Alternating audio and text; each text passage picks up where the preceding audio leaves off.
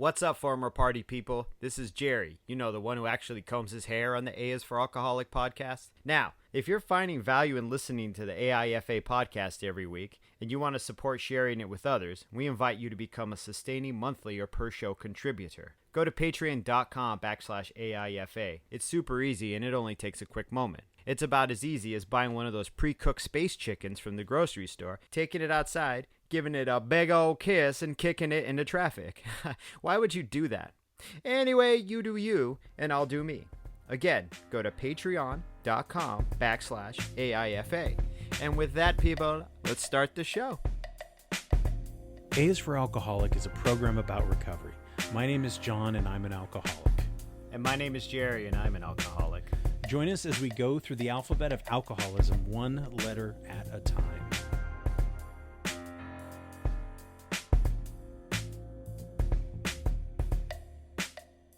Oh man, I am happy to announce that we are still here. We are quarantined. A is for Alcoholic. It has been it hasn't been a month yet, but it's been about 3 weeks for me. About 3 weeks, yeah. They shut us down in the 15th, I think, of March, or the 17th of March. But we're still here. We're talking sobriety. We're talking recovery. Q, usually we do the Q is to do a Q&A, because Q is kind of was always a tough letter to kind of come up with something. Yeah. But I thought I didn't want to waste the opportunity to do Q's for quarantine thoughts on sobriety. That's a good one, actually. And it's just because I feel like, well, this whole lockdown, this whole shutdown is kind of just taken over everything, right? It's not just sobriety and recovery. It's taken over the whole goddamn world.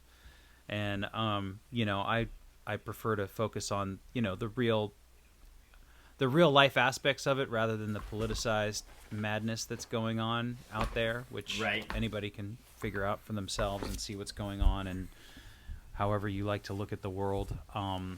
But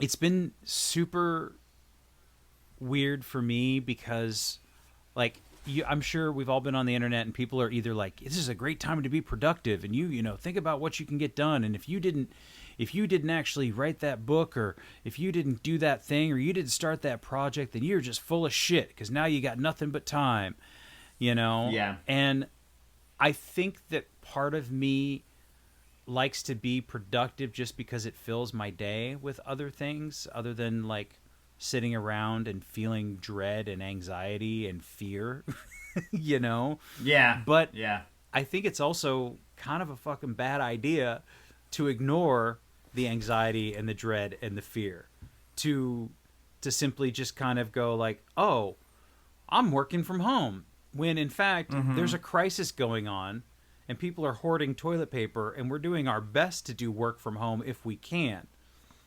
Right. And the rest of us are, non-essential, and that's fine. I'm not bitter about. I don't have any resentments about being non-essential. Your feelings are all hurt. But how dare you? Yeah, but you know what I mean? Like, we're trying to do our work from home in the middle of a crisis, so it doesn't. I just don't think it's helpful to feel guilty or ashamed because you didn't get anything done today. No, yeah. You shouldn't. Everything else is kind of happening. I don't know. I feel like beating yourself up for not fucking writing that novel during time of quarantine is not the way. It's just not productive. That's like, I don't know. Yeah. I mean, there's nothing I can accomplish during this period of time. Just like we were talking before we started recording, it's just making dumb Instagram videos. That's the majority of my day. Like, I could be working on these paintings right now, and I'm like, nah, I want to record myself with no shirt walking around my house, like picking up my cat, So if you haven't seen Jerry's Instagram, you should really go check it out. That's a plug for my Instagram there. At Jerry Wagner Jr. New video every day. Fuck no, I don't save them. He doesn't save them. I told him. It's just like lighting poems on fire and setting them down the river. I just don't know how to. That's the thing. But it's it's kind of a stressful time, and I think that, for a lot of us who have been in quarantine for a while, or self-isolation, or however you want to call it, like, I don't know about you, but I have started to feel a little more comfortable. Not that I'm any less cautious about going out to the grocery store and, covering up and doing all the things that I'm supposed to be doing, but it becomes a little bit more normal. And I don't know if that's necessarily a good thing or a bad thing. I mean, at some point, I've deferred all the bills that I can, but at some point they're going to be expecting money, and then that's going to have to, I'm going to have to deal with that. But it's become a little more normal in my routine to kind of just hang out at the house. Yeah. Do whatever I do, whatever. I've been getting a lot more writing done. I wouldn't say that I do it every single day, but I've been getting a lot more of it done. I am going to set up, after we get done recording here, I'm going to be setting up my eBay account to sell some shit that's, sitting around the house. I've got some stuff in the closet, some old music video VCR tapes, I don't know, Faith No More Live in '92, or I've got this weird ass old cocktail shaker, not old, but this weird cocktail shaker that I think I could probably get a few bucks for. I'm going to go through my books and kind of I bet I could probably get a pretty penny for some of those Bukowski books. So maybe. Yeah, you're going to get rid of those, huh? I know, but it's what am I doing with them? They're sitting on the bottom shelf. They went from the middle to the down, and then now they're at the bottom shelf, and it's right. I appreciate them. I'm glad that they were there. I've read most of them. The ones that I haven't read are all the later, the late stage poems about his cats. Yeah. You've read those, and they're not that great. No, he's old and he's got whiskey brain. You know what I mean? Yeah. He's got wet brain at that point. Uh-huh. So, I mean, how is it? You're living in a house with two other people. You're living in there with your family. How is it? Do you feel? Is everyone taking it well? Is everyone kind of okay, this is just how we live now? And I mean, yeah. So Megan has jumped into this whole T-shirt project with 2 feet. I mean, she spent 8 hours the other day just designing the website aspect of this market, I guess, online market we're going through. It's called teespring.com. You can also find my shirts there. I'm going to plug that. Jerry Wagner Jr., teespring.com. Buy some merch. It's cool. Buy some merch. Cool. Anyway, she's been jumping into that wholeheartedly. Olive just started Zoom school. So in the mornings, they have a little morning meeting with 28 kids on Zoom. And then throughout the day, she has to do at least 90 minutes of schoolwork, I mean, they have a whole schedule for us. And you can take her out to do this and that. And it's take her out in the yard and exercise. And here's this period of time. Here's your schedule. Just work this just as long as she's being active for, 90 minutes a day. As far as mentally, doing the homework we send her and working on this book report. 'Cause she was in the middle of this book report. Then we hit spring break and they just quarantined us all. So they've all got things to do. I've got, like I said, these dumb Instagram videos that take up a majority of my time. It's for me. I always feel if there's a project to be done, that will help me pass the time until I can ready to go out and be functional again. I was listening to a podcast the other day, and they were they were saying on the podcast that alcohol sales are up 250%. Did you know that? Not just online, just in general. I believe it. And, I mean, I don't know what the number, the exact number is, but I believe it. And then there was a TikTok video, because you turned me on to that, and there's this guy who's jogging around his neighborhood, and he's just laughing, filming everybody's recycling bins, and the whole entire block, everybody's recycling bin looked like mine. When I was actively drinking, just completely full of booze bottles, and it just, I mean. I understand it, though. I understand medicating. I understand sitting in your house and okay, I'm going to get fucking drunk so I don't have to fucking think about how scary all this shit is. Do you know what I mean? Yeah. I understand being a normal person. Not a non-alcoholic and being let's use alcohol to cope. But I also think it's kind of pretty telling, not just culturally, but just us as human beings. That's the thing we turn to, is getting intoxicated to push away those scare, that fear. It actually really fits into some of the shit I learned in the rooms about fear, and how like fear is this real, it's a natural thing, but it's just can be very negative, It can be incredibly negative, and it keeps you from growing and learning and shit. Well, so it doesn't surprise me, but at the same time, I'm always just like, wow, that's fucking amazing. I mean, everybody's just sitting in their house getting drunk and waiting for this to blow over. And, I'm sure that on some level there's some people are having fun with it, or, kind of making jokes, or it's like, well, I guess we got nothing to do, 9 a.m., let's fix a cocktail, and like... Wine o'clock, But those are like normal people, though, I imagine. I don't think they have that pathology or that alcoholism. I imagine most people aren't alcoholics. Right. I try to, Right. So then I'm like, yo, I see your behaviors, you wild person, you. So, but I feel like that has the potential, even for somebody who's a non-alcoholic, to develop dependency, because you don't have to have... I don't think you have to have the alcoholic gene for alcohol to do its thing. No, because it is physically addictive. Over a period of time, you build up your tolerance, and your body builds up the what do they call that? The addiction is not the right word I'm looking for. Dependence.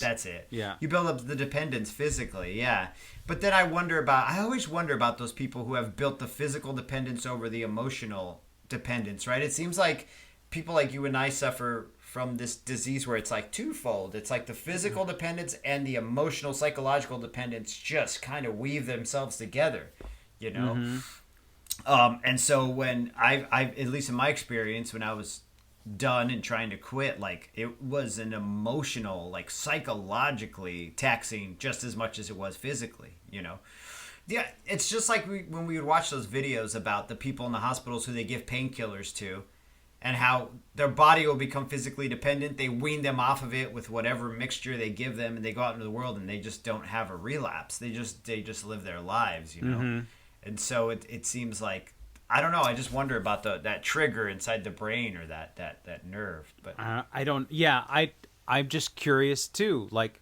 what happened? Do these people just go, oh well, I'm done drinking at home, we're going back to life? Do some of them develop these things that now they have to deal with an alcohol, dependency on top of going back to the real world?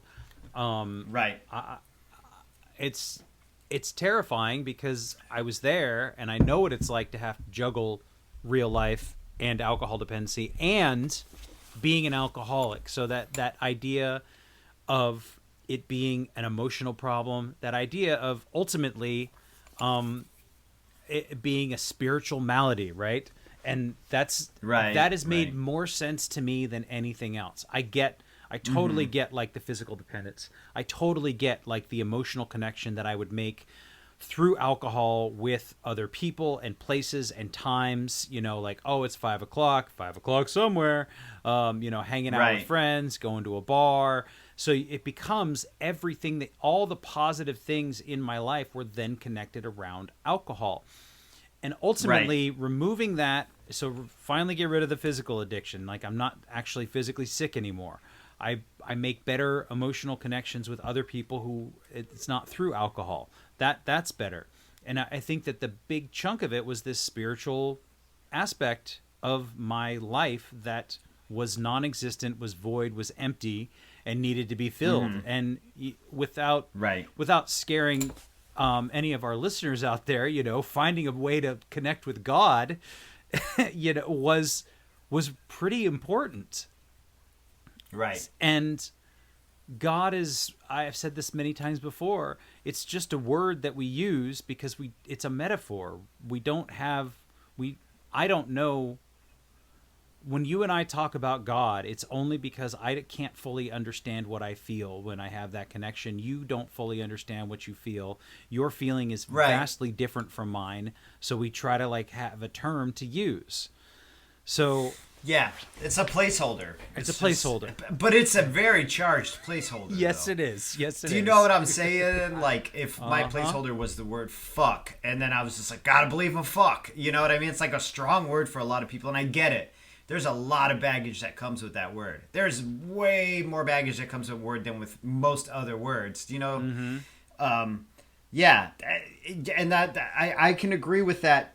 Yeah. I would have to say, like, alcohol was my higher power. And so I had to replace that higher power with something else. Or at least it was a power greater than me. Because even higher power, some of the language of the rooms is like really charged. It really turns people off. And I get it because it turned me off. And it still kind of turns me off sometimes a little bit. A little bit. The idea of it, the language of it, you know. So, but I had to really, I'm with you there. I had to figure out what it was that was bigger than me that was affecting my life, or I was allowing to affect my life, or that I was giving power to. I was giving power to this thing, you know, that I in my mind was greater than me. And so once I got rid of that and that hole was there, I was like, what do I do with that hole? Because I can't just ignore it. It'll just get fucking bigger and bigger, and then I'll just put booze right back in it again, you know? Yeah, so I had to put in, you know, just this idea of, I don't know, man. Just this mindful idea of surrender. That's what's always been to me. It's just this mindful idea of living in the moment and understanding that I cannot control the moment, you know?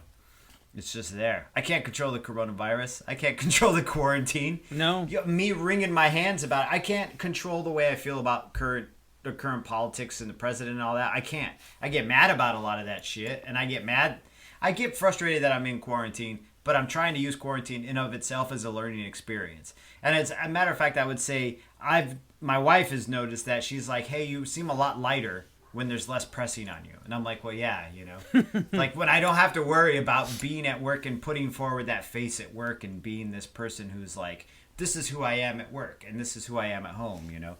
That being said, like I miss work. I miss it a lot. I miss the tattoo shop. You know, I miss being in there and doing tattoo stuff. Am I like wringing my hands and dying because I can't tattoo? Fuck no, I'm gonna do other things. Like I learned how to make cookies. I never knew how to make cookies. What kind of cookies you make? Cookies like crazy. Just chocolate chip, motherfuckers. Oh, okay. Just nice. Yeah, I should have got some stevia or Splenda from the Instacart. We've been using Instacart instead of going out shopping, by the way. And is that working? It's been interesting.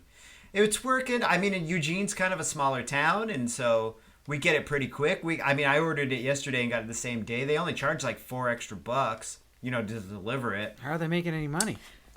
I have no idea. I think they raise up the prices of the groceries a little bit. I'm not quite sure. I haven't quite done my research yet. I'm just like, yo, I can get groceries without having to go to the store. That's great. But I ordered bananas from them and oranges, right? And so you have to put in like a numerical number. And so they give you the price of the bananas per pound. So when I entered the number, I figured, okay, I'm going to get a pound of bananas. And the guy just showed up with one banana. Like, I unpacked all the bags, and there was this one. And then I wanted 3 pounds of oranges, right? Because I really liked it. But they're the big, fat navel oranges, so it was about 3 pounds of oranges anyway. Because each of these oranges is like a fucking pound almost, you know? But this is just like unpacking everything and just pulling out one fucking banana. Like he went to the Safeway and just snapped off one banana and went, that'll do, and put it in the fucking cart. Hey man, I'm just doing what it says on the list. Right, and I'm like, damn, I needed a pound of bananas. Are you a big banana fan? Is it just something I put them in my smoothies every day. So yeah. Because they give the smoothie a different texture instead of just fruit and almond milk, you know? And I was like, man, I got to get set up for smoothies for like the next 2 weeks. Because that's all I eat for breakfast, really. I had like oatmeal yesterday. And then Megan wants in on it, so I got to double it up and use more resources. But I'm like, yo, I love you, wife, even though you're cutting into my smoothie budget. But the bananas make it creamier. So now I'm like, damn. They're good. Oh, well. So here's my suggestion to you on the banana. So I am now up to, I have 4 stages of bananas in my house because because I didn't want to run out either, and I don't know if hearing your stories of banana scarcity kind of caused me to panic buy bananas more than I needed to.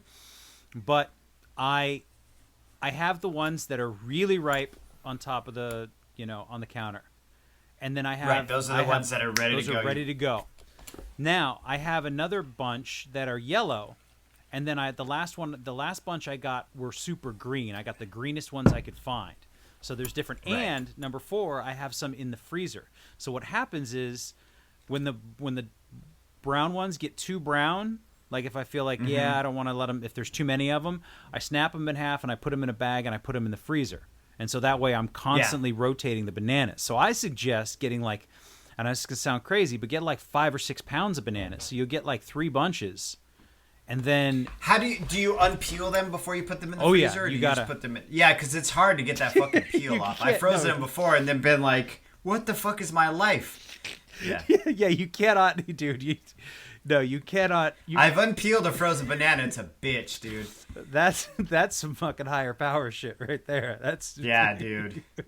So no, you got to peel them, snap them in half, and then put them in a freezer bag. That's a good idea. So I'm gonna have to do another order because I only got one fucking banana, and I'm like, damn, dude, I eat this one. And then I used it this morning, and I was like, well, enjoy this smoothie because the next few ones out are gonna be a little rough. Now you're down to like water and spinach with a dash of cinnamon. But yeah, it's just water, spinach, and a little bit of stevia, and that's it. And some chia seeds.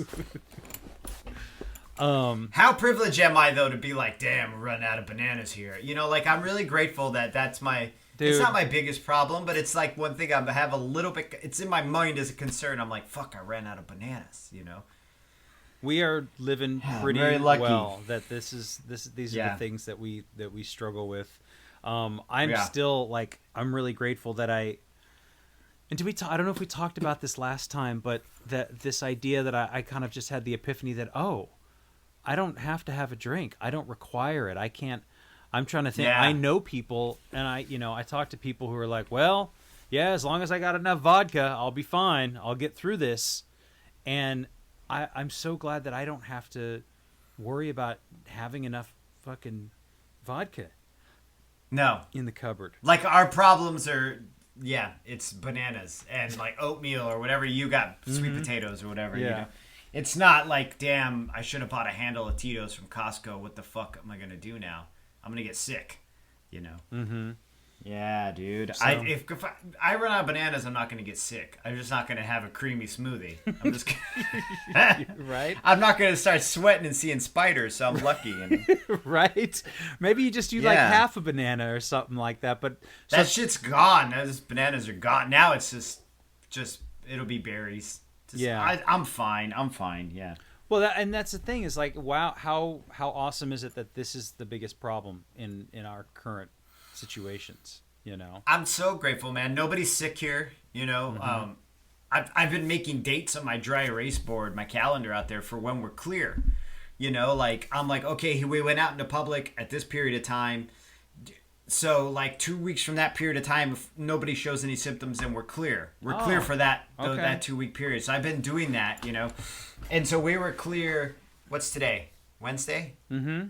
So the initial one, we were clear today. Because the last time we went out in public was not me, but it was Megan. She went out on her birthday on the March 22nd because she had a client and she was showing him a house. Right. And so she went and showed. It was just him and her. And so I was like, yeah, and then she went to the grocery store right after it. And that was the last time she had been to the grocery store. And so I was like, that is our 2 week point. Now, between now and then, if we don't get sick, then we're clear. We're not, we probably, it's pretty likely we won't get sick. But then we had to go to a Walmart.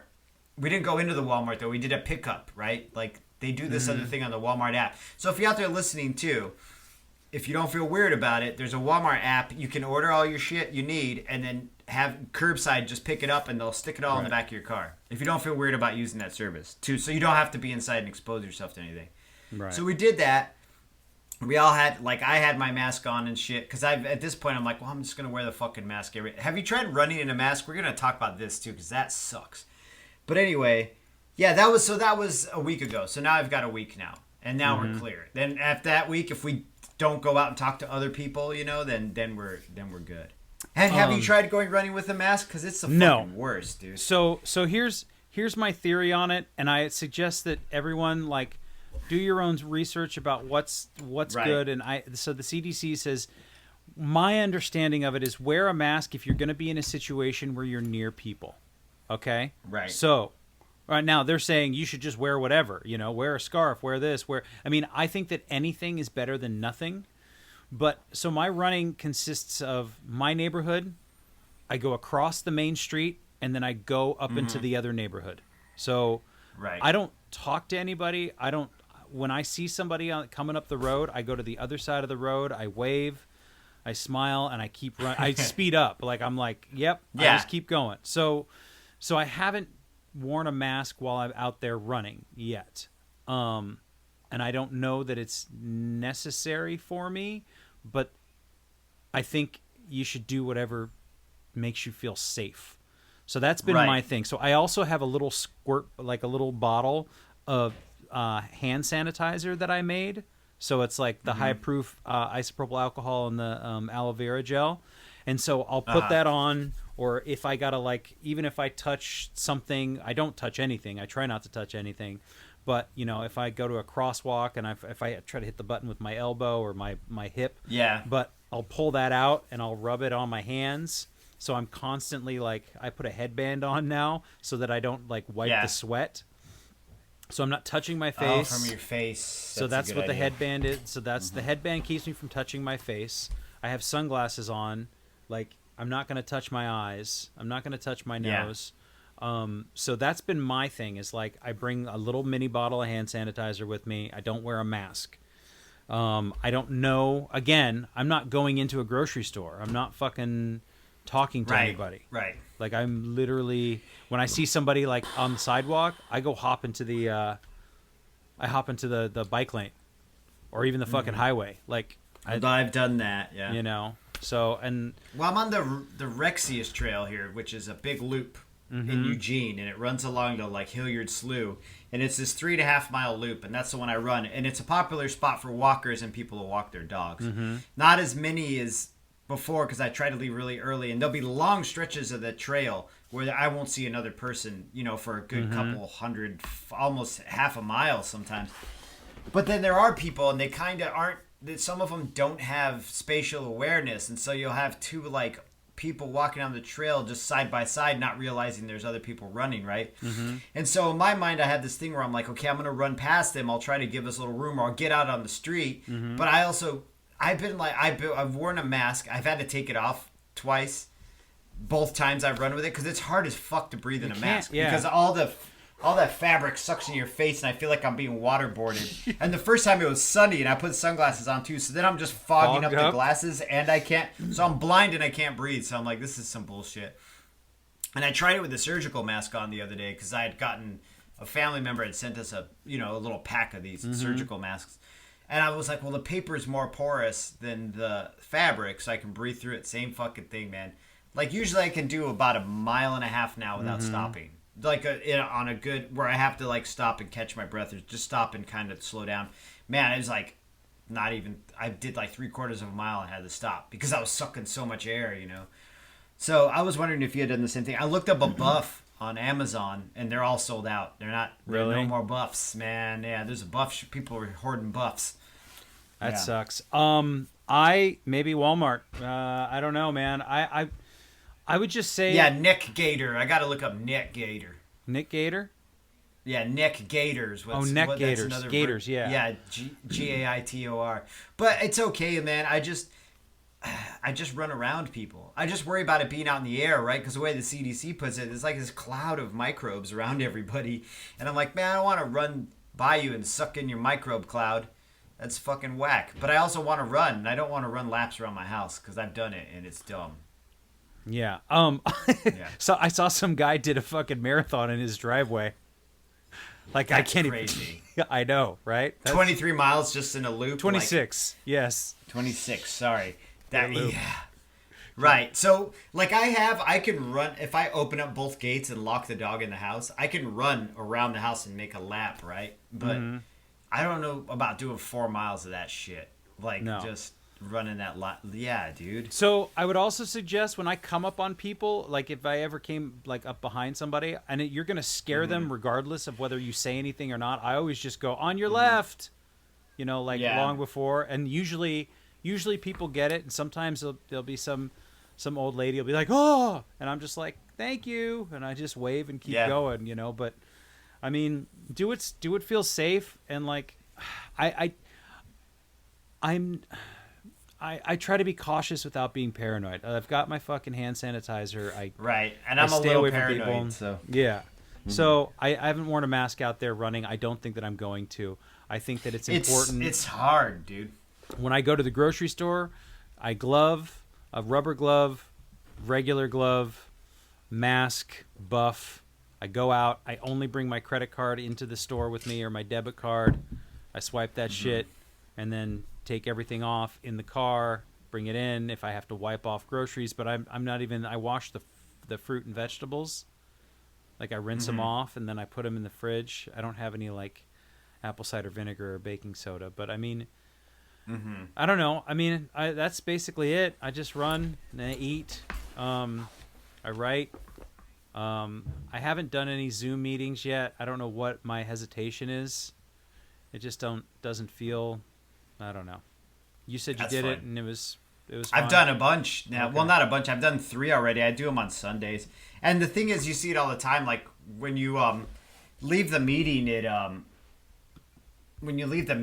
just says like John has left the meeting. It's not even like you have to get up. Like you go to a meeting, you get up and you have to pee, and you have to walk through the middle of the fucking room, and like you got the creaky chair. And then I wear keys on a keychain on my belt, so I have to poke the keys into my pocket, like tuck them in there.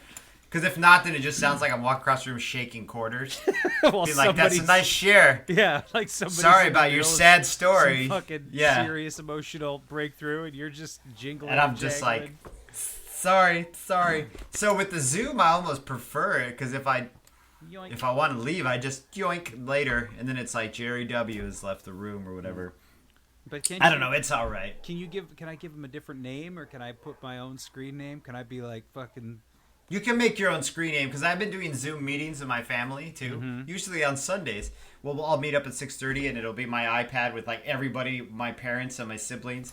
And so my brother's name will always be like Fart Joel or like Joel Does Karate or something like that. Like my little brother, he's so damn funny, but he's just always changes his name. The other night we had a whole Zoom meeting, and at one point he put on like a Rising Sun headband and pulled out a samurai sword and just sat there like in cross-legged position for no fucking reason. Like didn't say a word. And we were just like, this isn't our family, not an AA meeting, but just in our family meeting. And finally I was like, what's up with you and your dojo? And he's like, I'm just relaxing, bro. Like with this fucking samurai sword and like, I don't know. This is funny to me. This is one thing about this quarantine that I appreciate and I feel very grateful for is that it has brought my family a little tighter. It's given us more of an opportunity to be able to meet up. I mean, we have a text thread and everything. And it's just, my parents care about us and we care about them. And so we want to make sure everybody's okay.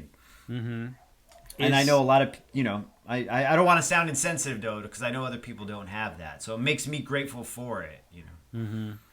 I think that's been important to me too and we say it all the time and it sounds corny and cliched, but it's a fact. It's like, I'm so grateful for everything that I have and being able to only have to worry about bananas and running, to be able to have a way to connect with my family and friends. I was on a Zoom call with a bunch of friends, Ryan and Danny and Schwabi, and we all like, Ryan set it all up. Oh, really? Yeah, and we just sat there and we chatted for like a couple hours, man. It was great.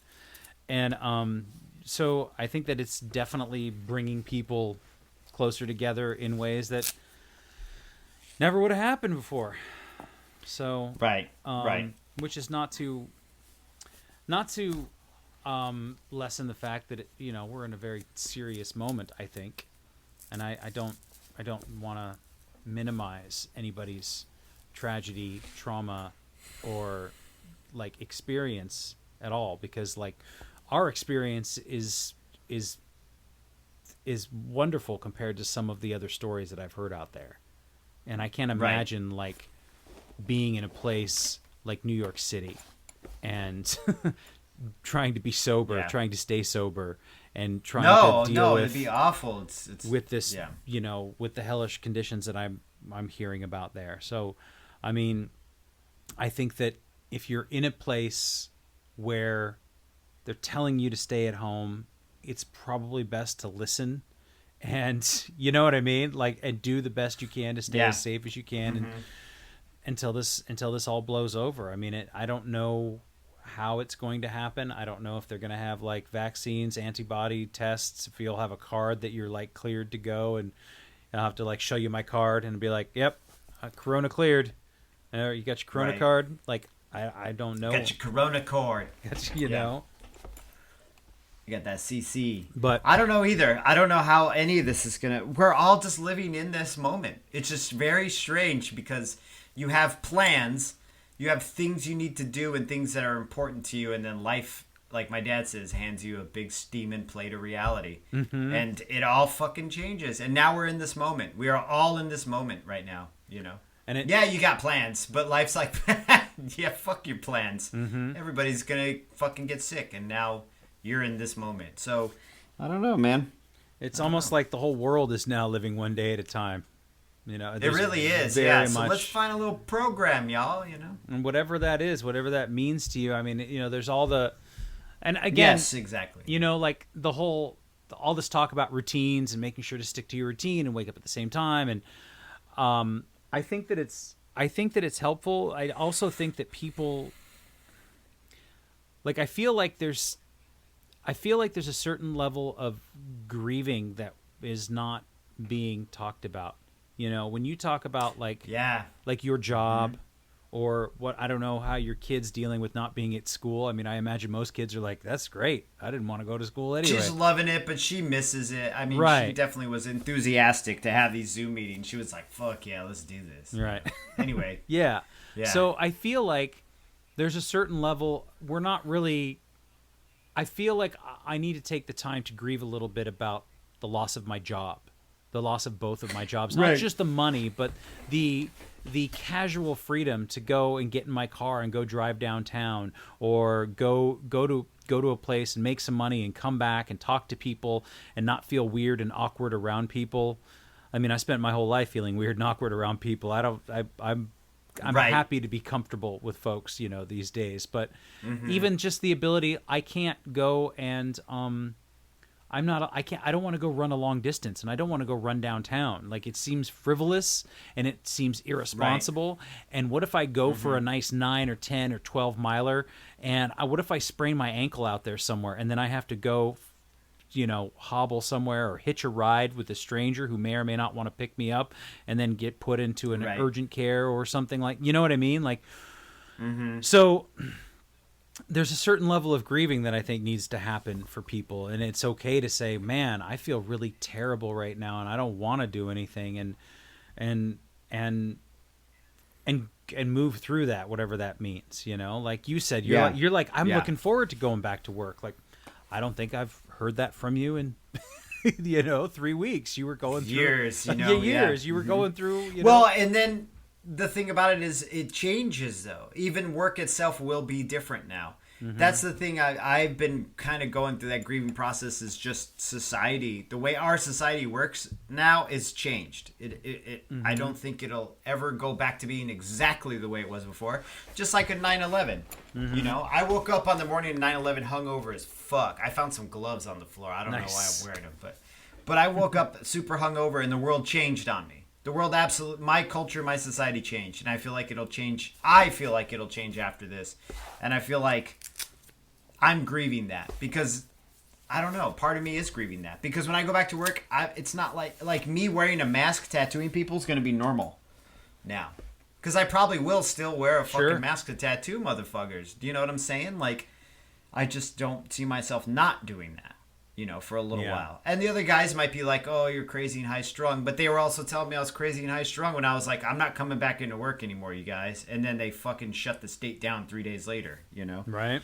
So, I don't know, man. I mean, my sister had sent me a link to an article about the grieving process that we're going through as a country. And I found it really, really relatable. I just think that it's important to take that time. I mean, with anything, I think, and I was thinking about this today when I was out. I did a quick little run because it was one of these times where I was like, I don't know, I don't have enough time. John, you don't have enough time. You got to record a podcast. There's not enough time. It's like, I was like, just go. You can do. I was like, just go do 2 miles. You know how long it takes to do 2 miles. Go do that quickly. It ended up being 2.5. I'm not bragging, but you know, whatever. Yeah.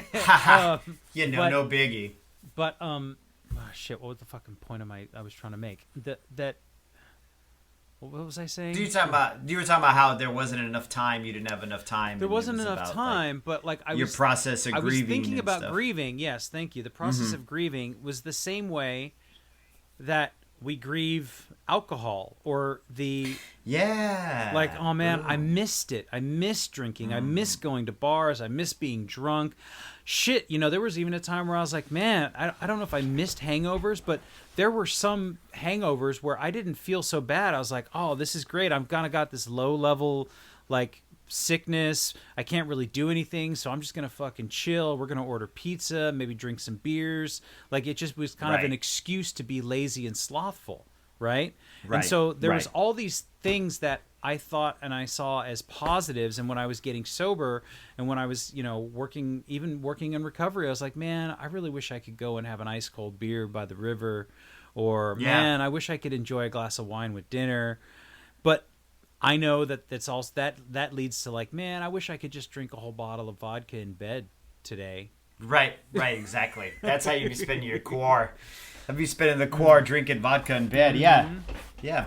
So it is. You are right, though. It is very similar to the way I grieved alcohol. Yeah. I mean, you don't feel any. We've talked about, like, you would say that the obsession is lifted in your mind. I would think so. Yeah, to an extent. Yeah, I wouldn't say like 100%, but that spot. For me personally, I feel like that spot will never come out for me. It's always a ghost unless I tear. It's like spilling a red wine on the carpet and letting it sit for a little while. Unless I tear the carpet out completely, that ghost will always be there a little bit. And so it's, I wouldn't call it an obsession now, but it's definitely like in there. It's way back in there, Mm-hmm. And I think that too, like, I don't want to minimize the good times. When we talked to Coda a few weeks ago and he's like, man, I wouldn't trade those times for anything. Now, I would have liked a little more. I think I can't change the past, but I think that I would have benefited from a little healthier relationships. I don't think that was possible then, and so it doesn't really help to talk about it in that way. But I feel like I feel like for me to be able to recover, I had to go back and look at all of the bad things and unhealthy things, and those are the things that I'm trying to repair. So I don't want that to discount any of the good times, but they all came at a cost, right? But dude, life is a melange, dude. You know what I'm saying? Like, you need that bad shit and the good shit, and sometimes they happen fucking simultaneously. Sometimes there's something incredibly horrible is happening while something incredibly awesome is happening all at once. So yeah, you can't discount the good times and you can't discount the bad times. I just feel like, with me personally, I just have to be aware of both. Because I know I did awful things to people and I did awful things to myself that I wouldn't do now, But I also know I did really awesome things to people and did awesome things for myself. So I have to. You're right. You're right. And Coda is absolutely right. He's like, I wouldn't trade that. And I was like, I would trade parts of it, the parts that hurt me. But why wouldn't I trade any parts of my life that hurt me, even if I weren't an alcoholic? It's just human nature to be like, well, I wish I didn't have that part of my life where I suffered indignity or discomfort or unhappiness. So the only difference between me and the person who's not an alcoholic is all mine were surrounded with alcohol at the same time. And the alcohol seemed to be, my reaction to alcohol seemed to be the cause of a lot of those things, Yeah. So, and I just think that, obviously our conversations are framed in the idea of recovery from alcoholism, from the bad shit of like, and the only way that you and I know how to do that is to quit drinking entirely. So, so I have to at some point let go of all of those things, those good times. Those like, man, I wish I could just go out to the bar and hang out with my friends and have a few beers. And I was talking to somebody last night who I hadn't seen in a very long time via, Skype or Zoom. And they were like, it'd be great. And he's like, wow, I can't believe, how long's it been? And you've been sober how long? And like, I'm sure you could still go and hang out at a bar and like have a soda, have a cranberry juice. And he's like, but it doesn't feel like this. It doesn't feel the same. And I was like, well, it's not the same. And I'm much happier with it not being the same, Right. Like my personal health and well-being and mental stability can't be contingent upon the fact that you miss having a beer with me. You know what I mean? You'll get over it. You just leave earlier. That's the difference. You're like, okay, what bar are we going to? They have deep fried avocado, because then I'll just go eat that. Do you know what I'm saying? Or like, I'll make that my cheat where I eat a shitload of fries and we talk. And then I just leave before I get all fucked up because I'm not going to get all fucked up. But to them, that has a significance of sitting in a bar and having a beer with you. Mm-hmm. Oh, we're both letting our hair down. We're letting loose. We're pushing out that pressure valve and letting all the pressure out. And you were my favorite person to let pressure out. And you're like, you can still do that. I'm going to let pressure out differently than you. You know, and that's the thing is that we've learned to let pressure out differently. And that we don't require the chemical dependency to do that. Right. Mm-hmm. And that's another thing I'm so fucking grateful for, that I'm like, okay, well, what do? I go for a run. I sit and I breathe and I meditate. I've been really working hard on this one yoga sequence for, before my pre-run and trying my best to make that stick, and so I have this one song, this sort of ambient ethereal song. Really? No, well, so check this. I didn't know that. So you get weird in this quar, dude. I know. Weird in the quar. No, Joe Valentino, the guy who wrote our theme song, he turned me on to this. Oh man, I just need to find it real quick so that I'm giving credit where credit's due. So it's on Bandcamp, and the guy's name is Jeffrey Cantu Ledesma, and Jeffrey is Jeffre. And the song is called Tracing Back the Radiance. And it's this very ambient or ambient? Whatever you want to do, man. You fancy it up or not. It's this 15-minute song, and so I'll put it on, and during that 15 minutes, I'll do the yoga routine for runners. I'll do 25 sit-ups, and I'll do 20 squats. And so That's great. And I've been really trying to make that. And I totally fucking feel the difference when I don't do it versus when I do it. So it's becoming more and more apparent that this is going to be required action, because it relieves the stress. Just like, oh, well, I need a drink. The idea of I need a drink. Well, why do you need a drink? Because I'm stressed out. I need a drink. Well, okay, well, go get a drink. Like that was my train of thought. And now it's like, okay, let's open up these hips. You know what I mean? Let's get these. Yeah. Let's open up these. Well, hip I bet you run better after doing that yoga. You do.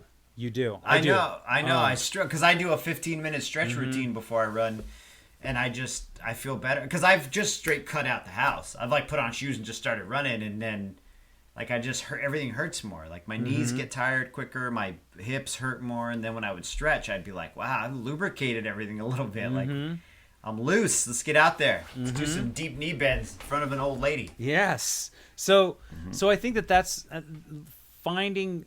I've got to find those things that relieve the stress and turn the. What did you say? Open up the valve. Open up the valve, lubricate it. And so it's or push the button. Yeah, it's just different stuff now, and so I'm happy to go meet up with somebody, and I'll even go sit in a fucking dingy ass bar for a little bit. But you've done it, yeah. I've done it, yeah. Not for long, not forever, and certainly not until 2 a.m.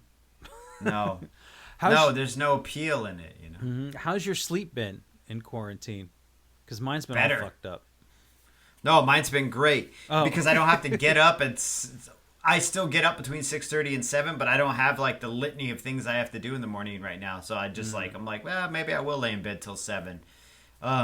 Because usually I get up and I get the kid dressed and fed and ready for school. And then they had my wife on a new thing where she was on bus duty. So she had to leave earlier. So now I had the addition of having to drive the kid to school on time. And yeah, I sleep a lot better now.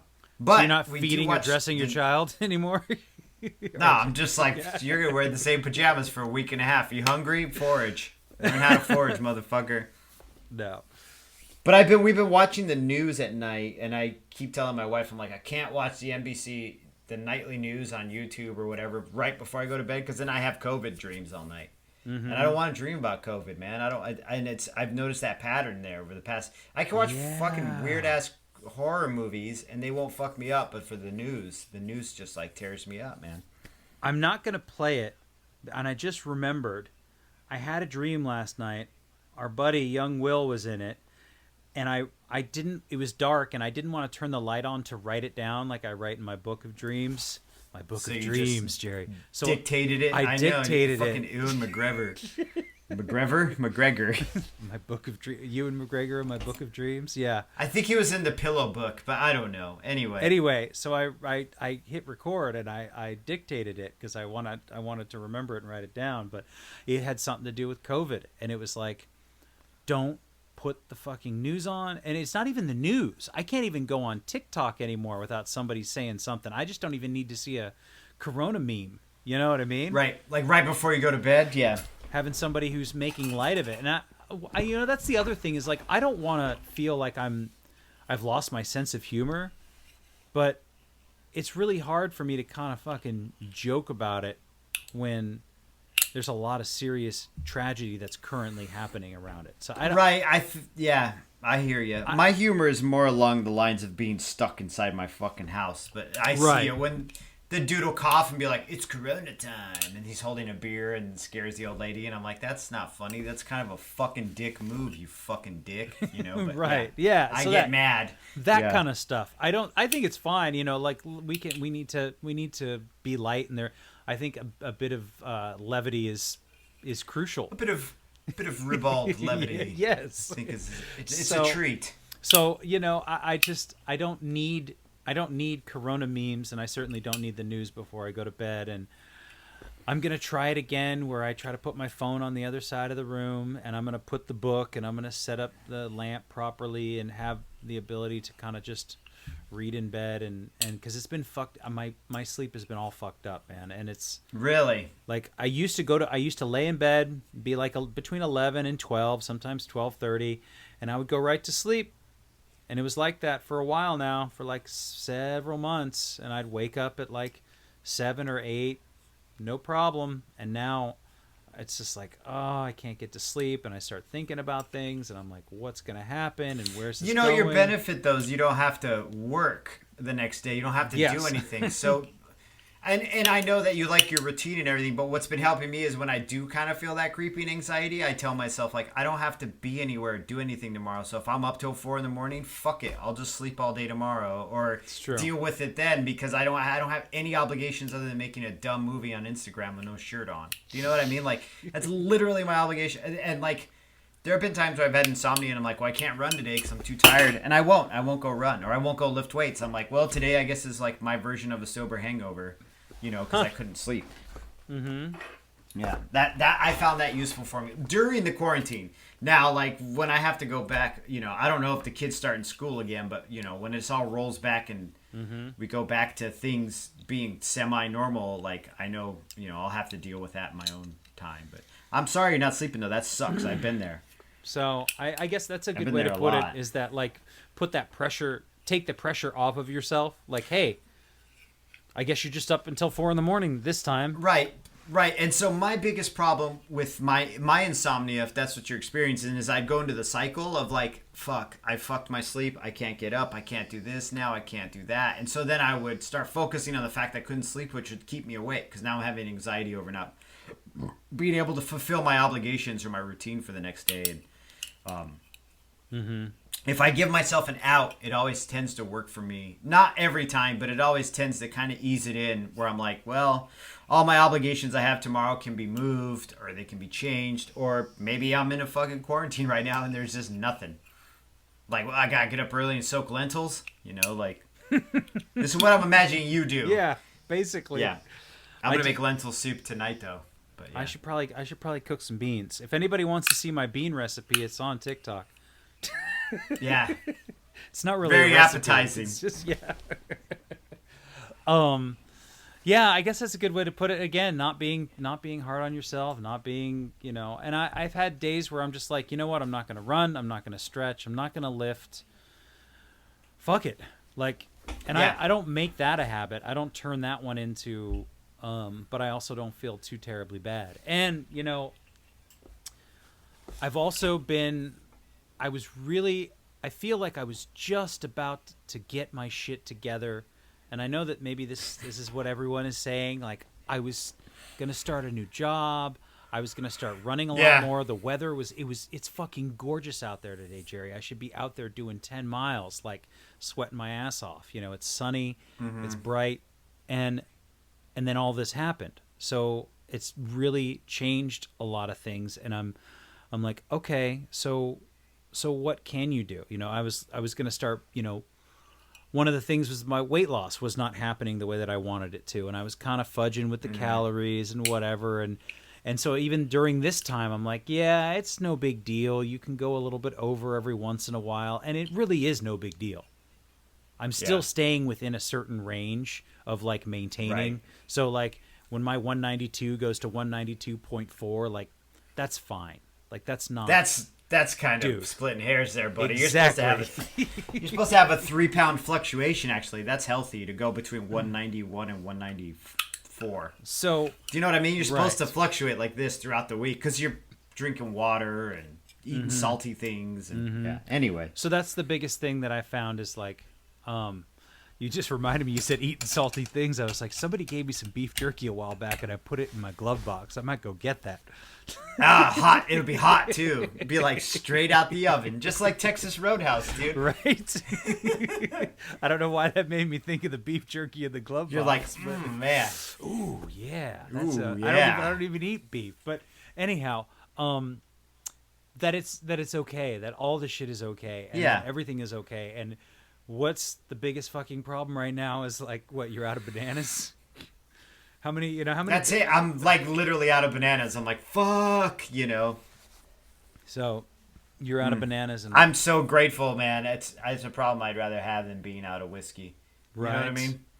Because that's a dire situation.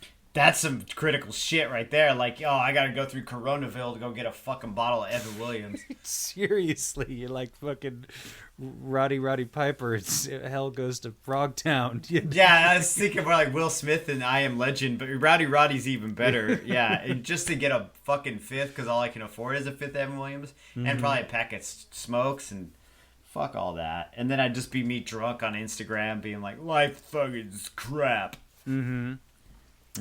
But it's all that can eat it. I'm done with that shit. Oh, it's what a relief. What a fucking relief, because I'm trying to think. I never really went through anything too serious when I was drunk, except that the fact that every day was so serious because I was drunk. Like everything was such a fucking dramatic, terrifying, harrowing, when you wake up feeling like you're about to die, and that's how you start the day. Everything feels awful, when your bank account is always at zero or negative or barely there. But you told that one story when you were living in Arizona, and it always kind of like gave me chills. I really felt it, was when you talked about walking a mile or two to the Circle K to get whiskey. It was 5 miles, dude. It was 5 miles. One way? 5 miles? No, I think it was 6 miles both ways. So it was 3 miles one way, 3 miles back. Jesus Christ. Yeah, that's what it was. Yeah. I'm going to get on my phone now and figure it out. But yeah, it was fucking far, dude. In 110 degree heat to go get a bottle of whiskey. And just enough left over for like the cheapest Salem menthols they had at like Circle K. Fuck all that. I don't have to do that anymore. I know, and I just and I remember you telling that story and thinking, I could feel it, because I know what that feeling's like. I'm like, you've been there. You've had to walk through downtown Seattle, like just fucking 110. Remember, I would come visit you in the summers in Seattle, and it would be like 110 downtown. It would get hot. Be like just fucking walking to go get a 12-pack, just. Anything, just trying to like smoking a cigarette, hurry it back to the house just to not feel like hell. So I'm so glad that it's like now it's like, well, I might have to Instacart some more bananas today. Right, exactly. Be like, I'll suck a dick to get a banana in a super hot room. No. So it's just, I mean, and the people that are out there doing the real work, like. I said this before, I'll say it again. Be kind if you got to go out there. Be patient. Everybody's feeling the same way. Everybody's feeling fucking stressed. And don't be, just be kind. I think it's the only thing I really want to say. Just be kind. Be appreciative. You know what? Wash your fucking hands.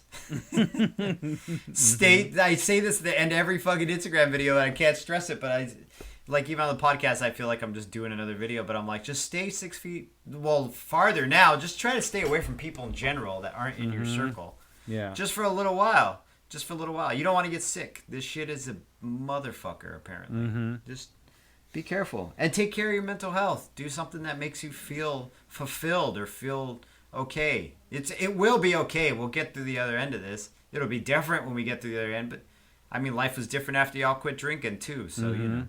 Yeah, it's true. It's true. And I'm really excited to see what your next Instagram video is going to be. I know there's a lot of pressure. Fucking idea. I know. It's gonna be me walking around the banana peel crying. And I told black you, and white.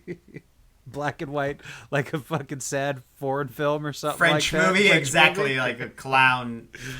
Well, we'll figure it. This will air a couple days after that, but right, people might go back and be like, "Oh, where's the movie, Jerry? You better save this one." I don't know. Yeah. And I will as soon as we get out of this and I get a VCR, I'm gonna unearth and digitize some of Jerry and I's old movies from back in the day, like 20 years ago. From like 2001 and 2 and 3, 2002 and 3, I think. 2 and 3. I'm down. Let's do it. I'll pull those out. So if any of you have an old VCR, send it to John. Yeah. Hey man, if somebody wants to send me, I don't know if that's a good use of Patreon funds. You know, and I want to say that I'm grateful to everybody on Patreon who is still supporting us, and it means a lot, especially in these times of. Yeah, but if somebody wants to send me a VCR because you want to see old fucking drunk, weird home movies that we made, like actual. I think there were some scripts and some storylines or storyboards. We did some pre-production. We did one called Wigging Out, where I stole your wig out of a bathroom of a bar, and I went to go steal it back. I broke into his house. And what was your line? Was like Christmas in Bangkok or something fucking like, anyway. Something just obscure and ridiculous and. Yes. And we did that one, and there was another one of you on a bike where I was just following you around, and like we were like drinking coffee at McDonald's for some reason, and I don't know what it was. And I did a workout video with a couple other friends of ours, and so there's a few of them. If somebody wants to send me a VCR, I'll digitize it, and but I think other than that, just be patient, be kind, wash your hands, stay sober. Stay sober. Don't drink. You'll be all right. It's true. There's no problem. There's no problem so bad that alcohol can't make worse. That I know for a fact. The more you know. There's your fucking rainbow. All right, Jerry. Anyway, yeah. Thanks again for listening. Our music, as always, is by Neglect. You can find more of his stuff at neglect.bandcamp.com. And you can find us on all social media platforms that matter. Instagram, Facebook, and Twitter. And you can reach us at aisforalcoholic@gmail.com. Talk to you later. Yeah.